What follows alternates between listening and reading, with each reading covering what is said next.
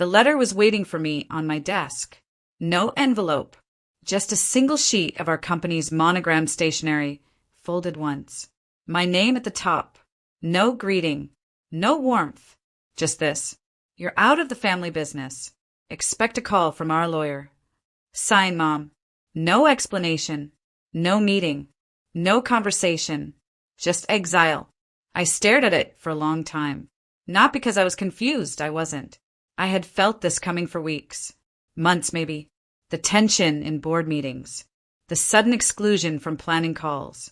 My brother Darren's smug little grins anytime I asked questions about projected earnings and got dodged. They'd been working on this behind my back. What they didn't realize, I'd been working quietly too. I didn't reply to the letter with outrage or tears. I texted one word, understood. Then I poured myself a glass of wine, red, dry, no ice, sat on my balcony and watched the sun set like I didn't just lose a company I'd spent a decade helping build. Because I hadn't lost anything yet. They had. By midnight, I'd already made the first call to my private attorney, Meredith, who specialized in corporate dissolutions and high-emotion transitions, as she liked to call them. By noon the next day, my 40% equity share was on the table. I didn't sell it to just anyone. I sold it to our biggest competitor, a quiet, well-capitalized firm that had been trying to edge in on our market for years. And now, with my stake, they didn't need to edge in anymore. They owned enough to step inside. Within 48 hours, my brother was calling nonstop. Vanessa, what the hell did you do? You're being emotional. This isn't how family handles things. Can we meet? Please. We need to talk. I didn't answer right away, because this wasn't emotional. It was surgical. They cut me out. I just made sure they'd feel exactly what they tried to take from me. And what my mother didn't know, what none of them did, was that I had receipts, notes, recordings, and my own version of how this company was really built. And now that I had nothing left to protect, I wasn't just walking away. I was walking through them. The company was supposed to be our legacy. It started in my mother's garage, one sewing machine, a few fabric samples, and a dream of building something for the family, by the family. That's what she always said. But dreams are easy when someone else does the groundwork. I was the groundwork. While Darren was partying his way through college and Mom was pitching investors over wine tastings, I was the one pulling all-nighters, managing spreadsheets, packaging orders, building our first e-commerce site from scratch when we couldn't afford a real developer. I didn't complain. I believed in the vision. In her. I was 24 when I gave up a full-time job offer at a Fortune 500 firm to stay on and help grow the family business. She said it would all be worth it. She said, someday this will all be yours. And for a while, it felt like it might be. We hit 6 figures in year 3, opened a fulfillment center by year 5.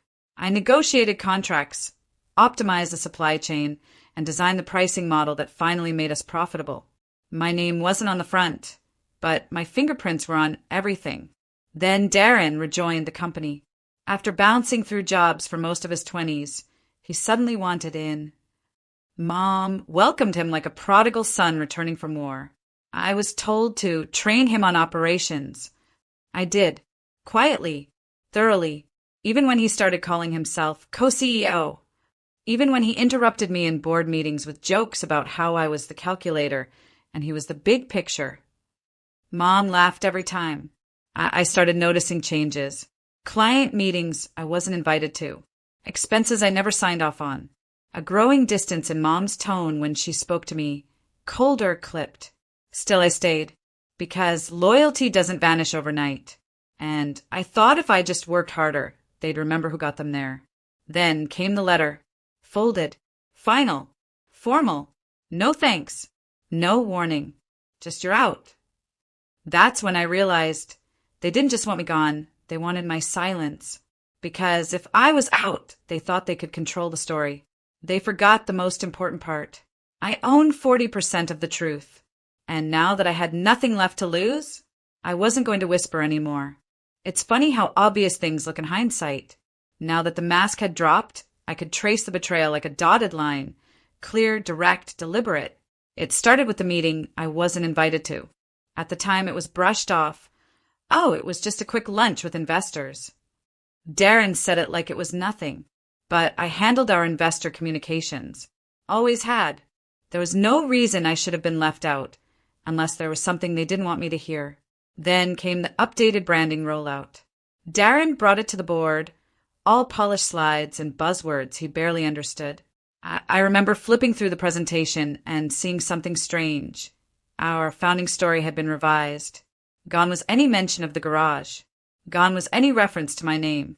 In its place, launched by siblings Darren and Rachel Evans under the guidance of their mother, Carol. Rachel? My cousin, who worked with us for 3 months before quitting to sell essential oils online. I called them out. Darren laughed and said, "Relax, Vanessa. It's just marketing." Mom didn't say a word. That was when I knew something had shifted.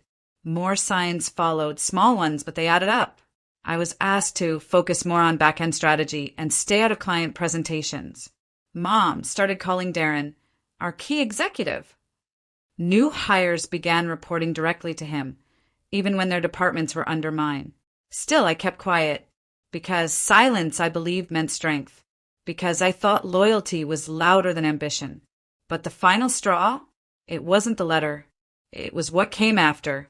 2 days before the letter landed on my desk, I caught wind of a rumor from one of our suppliers. He called me to confirm something he'd heard from the new CEO. New CEO. That's what Darren was calling himself. Before I was even out. He'd already changed his LinkedIn bio. They'd planned it all. Carefully. Quietly. I was the last to know, and they expected me to go quietly. Sell my shares to them. Disappear. Maybe cry in the bathroom a few times. Then move on. What they didn't expect was that I had been preparing too. While they were plotting my exit, I had been securing my independence, creating a side portfolio, building connections with firms who valued experience over ego. I hadn't planned to leave, but I had planned for what if. And when the what if arrived, I didn't panic. I pivoted, because they didn't just underestimate me. They trained me. Every late night, every crisis, every deal I had to clean up. They shaped me into the one person they couldn't afford to turn into an enemy. And now, it was too late to take it back.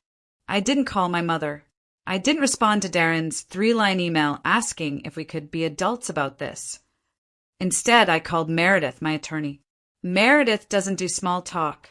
She doesn't blink twice at words like disinherit, hostile takeover, or sham mediation. She once negotiated a settlement so brutal, the opposing firm dissolved within the year. "How aggressive do you want to be?" she asked, skipping hello. "Surgical," I said. "I want to be done before they even realize what I'm doing." She paused. "Good, because the way they removed you, that wasn't impulsive. It was a plan, so we'll give them one of our own." We started with my shares. I owned 40%, a combination of vested equity, founder's compensation, and reinvested dividends. They'd always assumed I'd sell back to the company or transfer my ownership to Darren under some peaceful family clause. That clause didn't exist, because I'd written the original bylaws, and there were no restrictions on who I could sell to. So I made a list of the company's top 3 competitors, all of whom had tried to buy us out in the past. I scheduled calls. I didn't pitch my shares like a desperation sale. I pitched them like a gift-wrapped opportunity. One firm responded immediately. They'd been watching our growth for years, and they knew exactly what 40% in the right hands could do, especially when it came with insider knowledge, detailed documentation, and a disgruntled founder with a full legal blessing. We closed in 36 hours. Cash offer. Full valuation. No questions asked. And with that, I no longer worked for the company. But I had real control. Then came phase 2. I didn't post about the sale. Didn't gloat. Didn't breathe a word. But I did send one email. To our top-tier supplier, the one Darren had barely maintained. To our lead logistics partner, whose contract I personally negotiated. To the CFO Darren ignored because she didn't understand vision. It was short. Just a heads up. There will be changes coming. Please review the new ownership filings. I'd advise not signing anything until you do. That was it. No threats. No gossip. Just facts and a polite warning. Meredith took care of the filings. The buyer's legal team filed the paperwork quietly. No press release, just internal disruption. Then I waited. I didn't need fireworks. I just needed pressure. And within 48 hours, I got the first bite. A text from Darren. Vanessa, we need to talk. It's urgent. Translation? He finally realized who he tried to cut out. And I hadn't even opened my real playbook yet. The first call came from Darren. I didn't answer. Then came the second, third, and fourth, all within an hour. Then a voicemail. Vanessa, please, just call me. This wasn't supposed to go this way. Wasn't it? Because from where I stood, it went exactly how they planned. Until I moved first. By day 3, the supplier contracts had started to shift. The new partial ownership stake sold to our competitor had triggered automatic reviews on all vendor agreements. I knew because I'd written those clauses 2 years ago, back when I still believed in protecting the brand. The supplier called me, not Darren. We're confused, he said. They're asking for extensions, renegotiations. The new ownership group is requesting performance audits. I told him gently, just follow the terms. Nothing more, nothing less. That afternoon, I got an email from my mother. No greeting, just, this is petty. We're family. I sat with that sentence for a long time. Petty? Petty would have been filing a lawsuit for wrongful termination and dragging them through court for defamation, emotional distress, and financial misconduct. This wasn't petty. This was measured. I didn't respond. I let the new majority stakeholders do their work. They were surgical, just like I asked. First, they froze expansion projects Darren had pushed through without proper cost modeling. Then they requested financial disclosures that exposed inconsistencies in expense reports. Most of those were small until they weren't. Turns out Darren had been expensing everything from weekend getaways to consulting lunches that were really just bar tabs. They didn't fire him. Not yet. But they did suspend his operational authority and offered him a revised contract with limited decision-making power and a probation clause. He didn't sign it. He called me instead. Vanessa, you don't understand.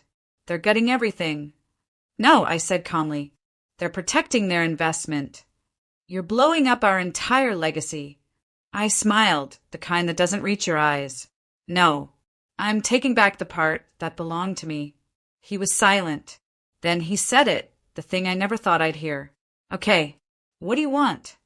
That was the moment I knew I had him. The same brother who once joked that I was just the operations girl. The one who smirked while signing the letter that ended my place at the company. Now begging, not for reconciliation, but for mercy. And the best part? I wasn't done yet. Collapse doesn't always sound like shattering glass. Sometimes it's a meeting rescheduled 3 times because the new partners no longer trust your judgment. Sometimes it's a vendor quietly pulling out of a deal because they've reevaluated their alignment. And sometimes it's your mother leaving 3 voicemails in one day, none of them angry, just small. Vanessa, we need to talk. I'm trying to fix this. Please call me back. You're still my daughter. That has to count for something. It might have, once. But now, I was past the point where sentiment could be weaponized. I didn't ignore her out of spite. I ignored her because she had made herself irrelevant. I heard from Rachel, too, the cousin whose name they tried to rewrite into the company's founding story. She posted a vague message on LinkedIn. Real success can't be stolen. Real leaders don't panic. #resilience, #grace. A full paragraph of subtweets in disguise. But it didn't matter, because while they were scrambling for control over optics, the new leadership was focused on results. The investor I sold my stake to had wasted no time. They brought in consultants, not to rebrand, but to investigate. Within a week, every department had been audited. 2 directors resigned. 1 marketing lead was quietly let go after it was revealed they'd been funneling company ad spend into a side project for Darren's podcast. The truth was the business was still viable, healthy even. It just needed different hands. And that was what destroyed them most. Because now the company was succeeding without them. And everyone could see it. Clients noticed. Former partners reached out to me. I had 3 job offers on the table before the end of the month. One was from our biggest supplier, but I wasn't looking for employment. I was looking for clarity, and I had it. One afternoon, Meredith forwarded me a letter, a formal proposal from Darren and Carol. They wanted to buy back my stake at 30% above market value in exchange for a full release of statements I had previously made to the board regarding internal practices. In short, they wanted me gone and quiet. It would have been a win if they had sent it 2 weeks earlier. But now, their offer was worthless because I had already declined the buyback, already committed to the investor, already ensured that they would never have full control again. That night, I poured another glass of wine, red, dry, no ice. I lit a candle, sat by the window, and smiled, because this wasn't just about revenge. It was about relief. Relief from years of second-guessing myself. Relief from being the afterthought in a story I had helped build from day one. Let them scramble. Let them plead. Let them rewrite their version of history all over again. I had already written the ending. I didn't go back. Not to the boardroom. Not to the office. Not even to retrieve my name from their mouths. I had no interest in reclaiming a seat at a table I helped build, only to be told to stand in the hallway. Instead, I built my own. At first, it was just a side idea, a whisper of possibility, a sketch in the margins of a journal I hadn't written in for years. I called it Second Founders, a consulting and legal prep firm for women being pushed out of their own startups. Women like me. Turns out there were a lot of us. Within weeks of announcing the idea, my inbox was full. Co-founders who were iced out by their husbands after the first round of funding. Daughters pushed aside by brothers in family businesses. Quiet women with sharp minds, waiting for someone to tell them they weren't crazy for feeling erased. I told them what I had to learn the hard way. You're not emotional. You're observant. You're not overreacting. You're uncovering. And you're not dramatic. You're dangerous when you stop apologizing. The first workshop sold out. By month 2, I had 5 paying clients and a wait list. I hired a former paralegal, then a part-time strategist. I got featured in a small business newsletter. The headline read, "The woman they tried to cut out just built the blueprint for the rest of us." Evan, my ex from years ago, emailed me after that article. "Proud of you. Knew you'd do something powerful." I didn't respond, not because I was bitter, but because I didn't need closure from people who only show up once you've already won. I made peace with a lot of things. I stopped tracking the family business's stock value, stopped rereading the letter that started all of this, stopped wondering what would have happened if I had just stayed quiet, because the truth is I would have survived, but I wouldn't have lived. And now I speak on stages I used to sit in the back of. Now I mentor founders who remind me of myself, but younger, louder, and beautifully unwilling to wait for permission. And on Sundays, I go to the farmer's market, buy sunflowers, and sit by the window with my wine, red, dry, no ice. It's not dramatic. It's not glamorous. But it's mine. The life I built when I stopped trying to keep what I was never meant to beg for. The victory wasn't that I made them regret cutting me out. The victory was that I never needed them to begin with. It's strange, the kind of silence you notice after everything explodes. Not the hollow silence of abandonment. I lived in that too long. This one's different. It's the quiet after storm, when the ground stops trembling and you realize you're still standing. That the rubble behind you wasn't your foundation, it was just debris. It's been nearly a year since the letter. No lawsuits. No second offers. No apologies. Just distance. I never heard from my mother again. Not even a message through someone else. Not even for my birthday. It used to sting. That space where a mother should be. But that pain faded quietly, like a bruise you stop noticing. Because eventually I stopped trying to shrink myself into the shape of a daughter she could accept. And started becoming the woman I actually am. The irony? They used to call me the cold one. Too calculated. Too blunt. Too obsessed with process and risk management. But I was never cold. I was just trying to hold together a family who didn't know how to carry me. They only saw value in what I could produce. Numbers, contracts, hours. Not boundaries. Not ownership. not identity. But the day they cut me out, they handed me back everything I'd given up. My voice, my future, my name. That's the thing about people who try to erase you. They never expect you to write the ending yourself. And I did. Not in fire, in ink. I look back now with a kind of gentle detachment. Not forgiveness, not quite, but peace. Like watching a film of someone else's life and realizing the main character finally walked off the wrong set and walked into her own. My company is thriving. Not an empire. Not yet. But clean, honest, impactful. Every time a client sends a message that starts with, "I thought I was crazy until," I remember exactly why I stayed the course. Because the world is full of women like me. Too smart to be overlooked. Too tired to keep proving we belong. Too done waiting for someone to hand us the pen. Now I keep my own notebooks. I write my own numbers. I speak when I want. Walk away when I need. And on the first anniversary of the letter, I did something small. I printed it, folded it, sealed it in an envelope. Then I wrote one word on the outside. Thank you. Not to send, not to burn, just to remind myself that sometimes the door they slam in your face is the one you never should have walked through in the first place.